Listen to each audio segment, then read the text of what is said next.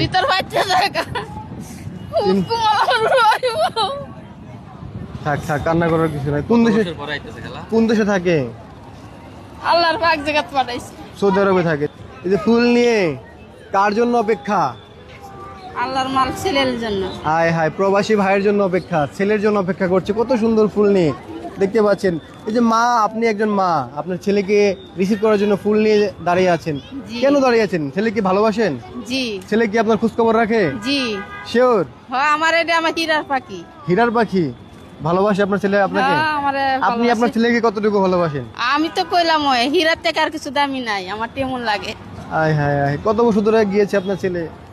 2 বছর মনে হয়েছে বা নাও হইতে পারে। মায়া লাগে খেলা। হায় হায় রে। ভিতর বাচ্চা জায়গা থাক থাক, কান্না করার কিছু নাই। কোন দেশে থাকে?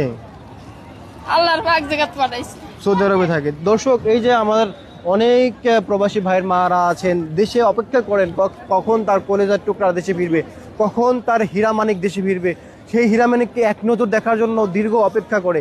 হয়তোবা অনেকের বউ আছে, অনেকের সন্তান আছে, তারা দেশ থেকে অপেক্ষা করে, কিন্তু একজন মা তার ছেলের জন্য কতটা আগ্রহ নিয়ে অপেক্ষা করে আসলে বলার ভাষা নেই। দেখতে পাচ্ছেন এয়ারপোর্টের সামনে ছেলের জন্য ফুল নিয়ে দাঁড়িয়ে আছে। ছেলের কথা বলতেই চোখের কোনা, চোখ দিয়ে ঝরঝর করে পানি বের হচ্ছে, হাউমাউ করে কান্না করছে। দর্শক, এই যে ভালোবাসা, এই যে মধুর সম্পর্ক, এটা কিন্তু পৃথিবীর কোনো সম্পর্কের সাথে তুলনা করা যায় না। হোক সে স্ত্রী স্বামীর সম্পর্ক, ছেলে সন্তানের সম্পর্ক, সব থেকে বড় সম্পর্ক হচ্ছে মা এবং ছেলের